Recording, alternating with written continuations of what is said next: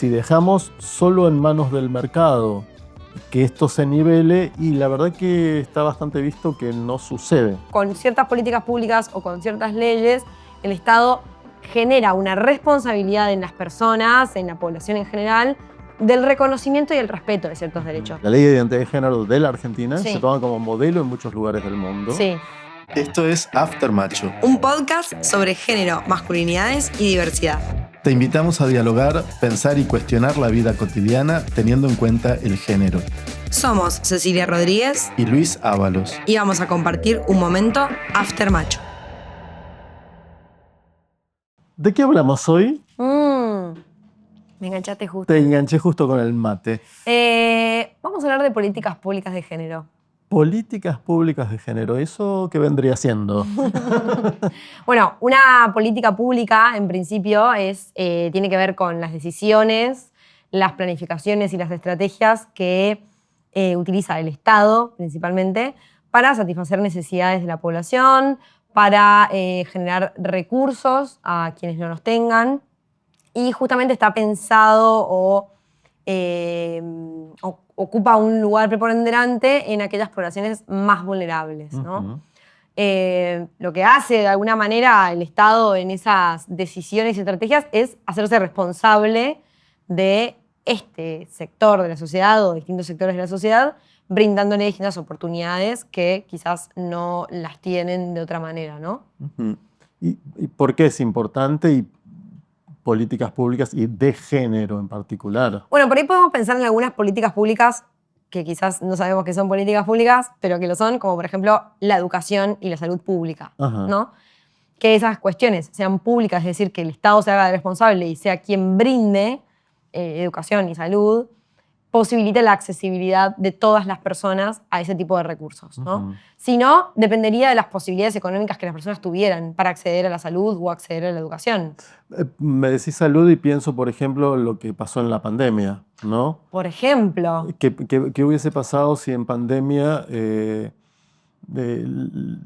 quedaba en cada individuo arreglárselas como pudiera, ¿no? Sí, me parece que la pandemia además nos sirve como un claro ejemplo de una crisis social donde estas desigualdades sociales y estructurales se ven mayormente agravadas, ¿no? Si bien es verdad que el Estado toma las decisiones para poder hacerse cargo de la situación de salud y brinda un montón de políticas públicas para alojar a los distintos sectores de la sociedad, en esas situaciones donde más crisis hay, las personas que ya están siendo vulneradas de antemano son quienes más sufren las consecuencias de esas crisis, ¿no?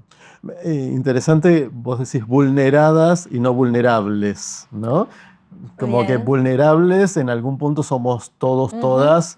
Ahora, hay personas que están siendo vulneradas, ¿no? Porque justamente hay desventajas sociales, hay desigualdades que no se pueden negar y en relación a las cuales hay que hacer algo. Sí. Ahora, otra cuestión es, cuando se habla de políticas públicas de género, podríamos pensar que entonces son para las mujeres. Bien, buena pregunta. En realidad, las políticas públicas de género, en principio, posicionan al Estado en un lugar de reconocimiento de la desigualdad estructural, ¿no? ¿Qué sería la desigualdad estructural? Para ¿Qué que sería? las personas lo entiendan. Bueno, un poco tenemos un capítulo donde hablamos de ideología de género versus perspectiva de género y hacíamos un breve repaso de qué es el género. Pero cuando hablamos de desigualdad estructural, de lo que estamos hablando es de que, bueno, somos todos diferentes, pero no todos y todas en esta carrera, me gusta usar la metáfora de la carrera, ¿no? En esta pista donde todos nos ponemos a correr, no todo el mundo parte del mismo lugar, ¿no? Hay personas que tienen ventajas o incluso privilegios y hay otras personas que parten de lugares más desventajados. Y entonces, si dejamos solo en manos del mercado que esto se nivele, y la verdad que está bastante visto que no sucede. Exactamente. Entonces hace falta que alguien intervenga para nivelar un poco y darle mayor oportunidad a quien está en un lugar de desventaja. Exactamente. Entonces, justamente volviendo un poco a las políticas públicas de género, lo que hace el Estado es reconocer esa desigualdad estructural teniendo en cuenta las diferencias de género, ¿sí? Las desigualdades de género, Y entonces lo que dice es, bueno, tenemos que planificar, armar, dialogar y construir estrategias de trabajo para generar oportunidades o para reconocer derechos incluso a personas del colectivo de la diversidad sexual, a las mujeres que de forma natural, porque no hay nada que sea natural, pero naturalmente en la sociedad no se da, ¿no? Entonces, en ese sentido, me parece que está bueno como decir, bueno, ¿cuáles son esas estrategias que se plantea el Estado para empezar a reconocer derechos? Porque me parece que está bueno esto también de tener en cuenta que con ciertas políticas públicas o con ciertas leyes, el Estado genera una responsabilidad en las personas, en la población en general, del reconocimiento y el respeto de ciertos derechos. Porque no es que cuando yo sanciono una ley o un decreto o armo un programa, lo que sucede es que a partir de ese momento entonces la persona empieza a tener ese derecho que antes no tenía. No, siempre tuvo derechos, solo que esos derechos estaban siendo, no estaban siendo respetados, estaban siendo violentados, estaban siendo vulnerados, y lo que hace el Estado cuando sanciona una ley es justamente responsabilizar a la sociedad en general respecto del reconocimiento y el respeto de ese derecho. Reconocimiento de derecho y me suena a justicia social. Justicia social, exactamente. Justicia social, sí. Equidad, derechos humanos, que justamente son categorías o conceptos que muchas veces son atacados, ¿no? Sí. Como que, vas a hablar de justicia social, eso es viejo, derechos humanos, el curro de los derechos humanos. Derechos humanos. ¿No? Bueno, equidad, ¿no? Bueno, me parece que es importante poner en valor todos esos conceptos, Sí. ¿no? Sí, podríamos incluso nombrar algunas leyes que han traído, políticas públicas, que han traído un impacto en lo social. Por ejemplo, ¿cómo es el número? A ver, producción. 25.673, la ley de salud sexual y procreación responsable, que hoy en día la palabra procreación responsable también la podríamos dialogar y poner en pregunta, porque ¿qué sería una procreación responsable? Pero podríamos hablar de salud sexual y salud reproductiva, que lo que hace es primero reconocer qué tiene que ver con la salud sexual, brindar métodos anticonceptivos. O sea, a partir de ese año, los métodos anticonceptivos empiezan a estar dentro del PMO, Plan Médico Obligatorio. Ajá. Entonces, es de acceso gratuito, nada de 100% gratuito, pero es de acceso libre y gratuito para todas las personas, ¿no? No todos los métodos anticonceptivos, pero muchos de los que utilizamos hoy en día entran dentro de ese Plan Médico Obligatorio. Entonces, esto lo que posibilita es que las personas podamos decidir en relación a nuestras prácticas sexuales respecto de cómo cuidarnos, qué métodos anticonceptivos utilizar, cuál creemos que es el mejor para nosotros y nosotras.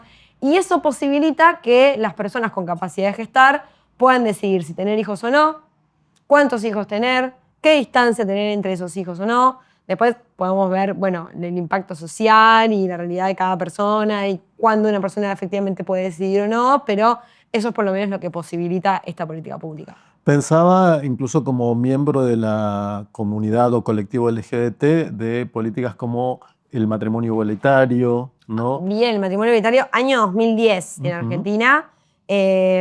Existía una ley anterior a esa, que era la unión civil, pero solo era de Capital Federal. ¿Qué Y que no es posibilita lo esa ley? mismo unión civil que matrimonio, ¿no? Bien. Que me acuerdo que una de las consignas con las que salíamos era el mismo amor, los mismos derechos, ¿no? Que tiene que ver, y después podemos repensar si el mismo amor o no, pero me parece interesante esto que decías antes del reconocimiento de derechos, porque si no, y esto me lleva a pensar en otra ley que es la ley de identidad de género, porque si no, concretamente lo que sucede es que hay ciudadanos de primera y ciudadanos de segunda, ¿no? Sí. Con la ley de identidad de género eso se ve clarísimo, donde las personas del colectivo travesti trans Sí. muchas veces nos dicen, pensaba, no sé, en referentes históricos como Marlene Wyatt, ¿no? O Loana Berkins,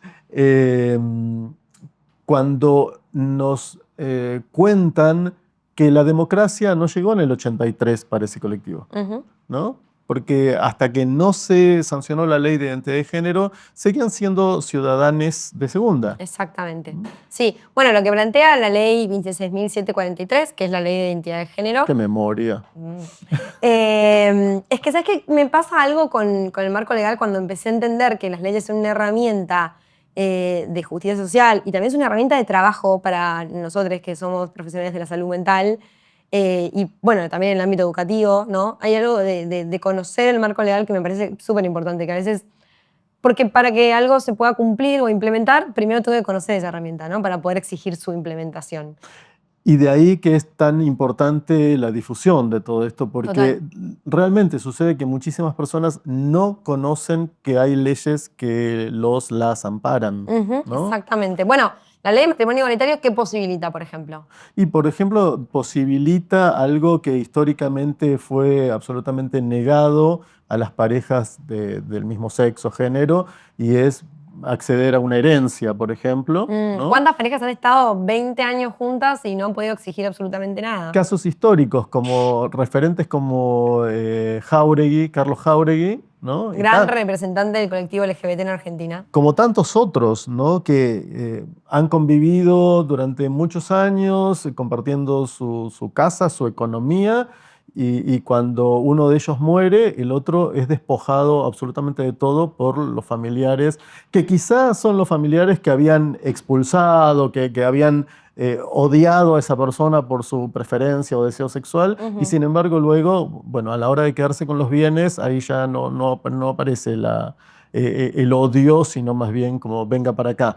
Exactamente. Y la otra persona, quien había sido su compañero o su compañera de vida, queda absolutamente desprotegido o desprotegida. La ley de matrimonio igualitario, entre otras cosas, viene a subsanar esto, ¿no? Sí, también posibilita la adopción. También. ¿No? Algo que todavía creo que en nuestra cultura está siendo difícil de implementar, ¿no? Porque no es que sancionamos leyes o tenemos programas o tenemos políticas públicas y se implementan con naturalidad, sino que, bueno, sobre todo cuando hablamos de políticas públicas de género, estamos hablando de cuestiones que requieren un cambio social. Y muchas veces el cambio social es más lento que la sanción de la ley, ¿no? Entonces, bueno, sanciona una ley, la ley de matrimonio igualitario desde el 2010, estamos a muchísimos años después, y todavía cuesta esta cuestión de la adopción a parejas del mismo sexo, ¿no? Sí, y eso es importantísimo porque también es importante tener en cuenta que así como las leyes están, luego pueden dejar de estar si no las sostenemos como sociedad, ¿no? Exactamente. Si no, exigimos ese cumplimiento y que, bueno, se sigan sosteniendo. Bueno, nombramos la ley de identidad de género y me parece importante quizás nombrar algunas cuestiones que son súper relevantes de esta ley, que es que posibilita que las personas puedan cambiar su DNI para que ese DNI se adecue a su identidad autopercibida en cualquier momento de la vida. Lo que va a cambiar es el tipo de trámite que tengan que hacer si es mayor de 16 o menor de 16, vamos a decir en Argentina ahora. Pero que el artículo 12 nombra el trato digno y dice que independientemente de si tengo hecho el cambio o no de DNI, la sociedad tiene la responsabilidad de tratarme, nombrarme y anotarme en todo lo que tenga mi nombre de acuerdo a mi identidad autopercibida. Yo siempre pienso, ¿no? Qué complicado que es todo si necesitamos una ley que nos diga que debemos tratarnos con dignidad, ¿no? Totalmente. Que tiene que haber trato digno hacia las personas. O sea, es necesaria una ley que nos... Bueno, ahí está esto que sí. decíamos hace un momento de, no es que el Estado a partir de una política pública me da un derecho, me lo reconoce. Entonces a partir de eso, bueno, genera una responsabilidad y una obligatoriedad en el resto de la sociedad, ¿no? Esto que decías de se sanciona la ley y quizá en la sociedad, bueno, no del todo se conoce ni se sostiene eso, pasa mucho con la ESI, ¿no? La Ley de Educación Sexual Integral. La ley 26.150. Bien. Del año 2006. Donde realmente, otra vez, hace falta, sigue haciendo falta mayor difusión y conocimiento de qué se trata. Como hablábamos en otro capítulo, no se trata de adoctrinar ni de lavar cabezas, se trata de educar. Sí, y vos sabés que la ley de ESI para mí es un claro ejemplo de cómo el Estado se hace responsable. Porque un poco lo que nos va a decir la ley de educación sexual integral, más allá de que la educación sexual integral se tiene que dar en todos los niveles, públicos y privados, educativos, inicial, primario, secundario, nivel terciario, de forma transversal en todas las materias, lo que nos va a decir principalmente es que la educación sexual no puede quedar en manos de las familias. Porque de alguna manera estaría haciendo un recorte de la información, ¿no? Porque tenemos que tener en cuenta que, bueno, cada familia tiene su cultura, sus valores, sus creencias, sus religiones. Entonces, muchas veces, bueno, sus tabúes alrededor de la sexualidad y que muchas veces, bueno, la mamá, el papá no saben cómo hablar de esto con sus hijos, sus hijas. Y un poco lo que nos dice la ley es, el Estado se ocupa de generar el currículum necesario para cada nivel, para que se pueda hablar de sexualidad en todos los niveles, ¿no? Y con sexualidad no estoy hablando de prácticas sexuales, sino de la sexualidad de una forma integral. Esto es interesantísimo y tenemos que, Vamos a hacer un capítulo ampliarlo. sobre ESI. Tenemos que ampliar porque hay mucha desinformación y mucha tergiversación, ¿no? Porque, claro, dicho así suena como, bueno, el famoso con mis hijos no te metas, ¿no? ¿Por qué va a venir el Estado a meterle cosas raras en la cabeza a mis hijos? Bueno, no se trata ni de cosas raras, ni se trata de información, se trata de educación, se trata de ciencia. Sí, y justamente con esto de los movimientos sociales, esta ley del 2018 y a partir del debate por la interrupción voluntaria del embarazo, una ley que surge en el año 2020, si no me equivoco, diciembre del 2020, lo que sucede con la ley de la ESI es que se modifica de alguna manera y empieza a cambiar ciertas cosas como deja de hablar de mujeres y empieza a hablar de cuerpos gestantes, por ejemplo, cuerpos con capacidad de gestar. Y bueno, el eslogan de la ley de interrupción voluntaria del embarazo es educación sexual integral para poder decidir, ¿sí? Esto de tener herramientas para poder decidir, anticonceptivos, volvemos a la ley nombrada anteriormente, para no abortar y interrupción voluntaria para no morir, dice el eslogan, ¿no? Pero bueno, esta ley también fue muy importante en Argentina y después se empezó como a extrapolar a otros países de Latinoamérica también. Justo te iba a decir eso, me lees el pensamiento, porque estaba pensando que estamos nombrando leyes, números de leyes que son de la Argentina, pero realidades o situaciones equivalentes se dan en toda Latinoamérica, en toda la región, ¿no? Y en tantos otros países.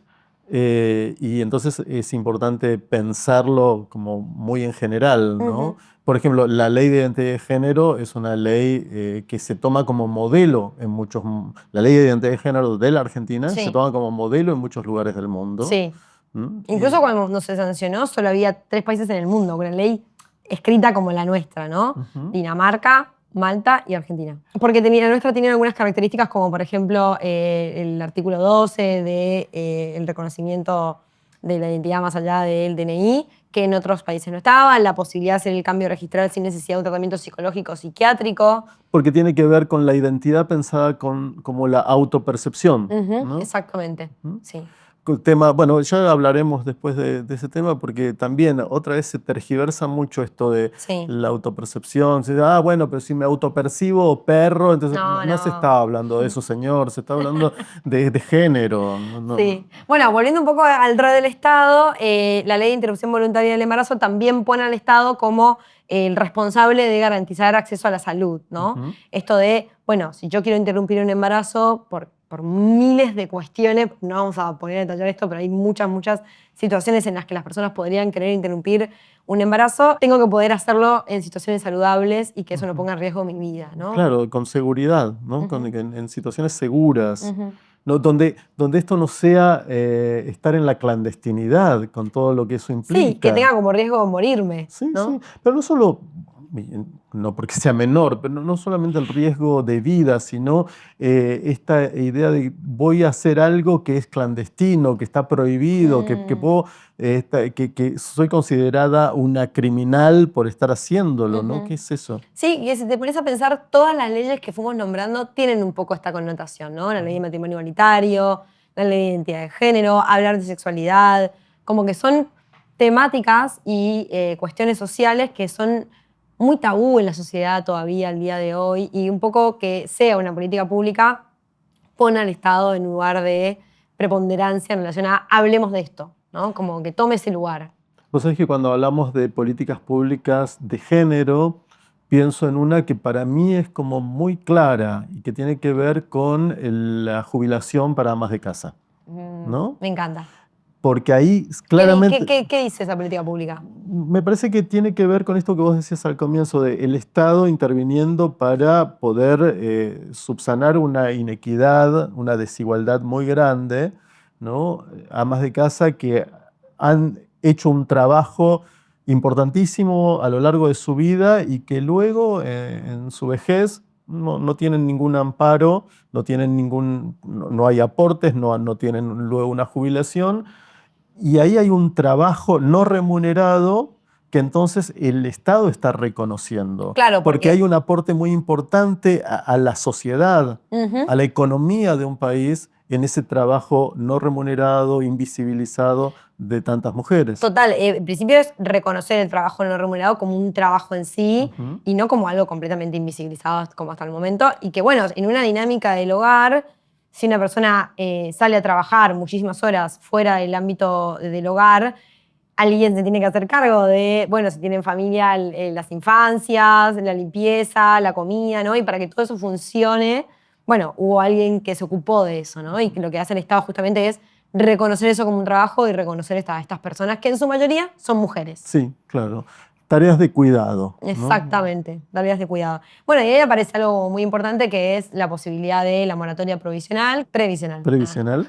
¿Y de qué se trata eso? Se trata de la posibilidad de pagar, ¿sí?, la diferencia que existe a veces con los años de aporte, porque, bueno, muchas personas no llegan a tener, tienen los años de edad, pero no los años de aporte necesarios para poder jubilarse. Y porque ahí estamos justamente tratando de subsanar algo que lamentablemente es tan actual como el trabajo precarizado. Exactamente, ¿no? Entonces, sí. O la informalidad del trabajo, ¿no? Millones de personas que trabajan toda su vida, pero no tienen aportes jubilatorios. Sí. No por desidia, no por descuido, sino porque, bueno, no han tenido la posibilidad de trabajar, de tener un trabajo registrado. Exactamente. Y ahí me voy a volver a algo que nombramos recién, que es la situación de la pandemia y el aislamiento social en ese contexto.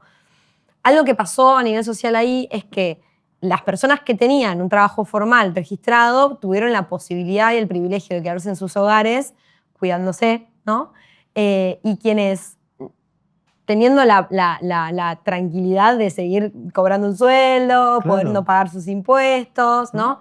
Y quienes trabajaban en la informalidad, y voy a hablar en particular de, por ejemplo, muchas personas que hacían trabajo sexual u otro tipo de trabajos más en la vía pública, tuvieron que quedarse en sus hogares porque también había esta necesidad de cuidarse, ¿no?, de lo que estaba sucediendo. Sí, venta en la vía pública. Que Por ejemplo. ¿Cuántos millones de personas viven de la venta en la vía pública? Ujú.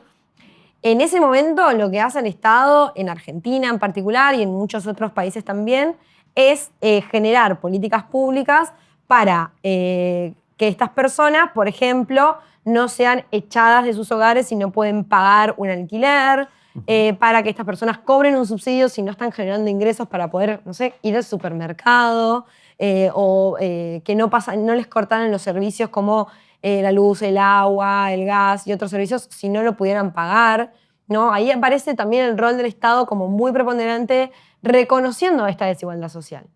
Bueno, pero ¿qué? ¿Van a hacerlo con la mía? ¿Con la nuestra le van a pagar a Con esta la gente? nuestra. ¿No? Claro, porque ahí hay un principio de solidaridad que es importante que no se pierda, ¿no? Y ahí volvemos a tu ejemplo de la carrera. Ujú, No todas las personas partimos del mismo lugar y no todas las personas necesitamos lo mismo. ujú. Y entonces necesitamos políticas públicas y en particular las políticas públicas de género para nivelar esta gran desigualdad histórica entre los géneros, ¿no? Exactamente, y estructural. Esto es After Macho. Te esperamos en el próximo episodio para seguir pensando. Si te gustó este capítulo, compartilo y seguinos en todas las plataformas.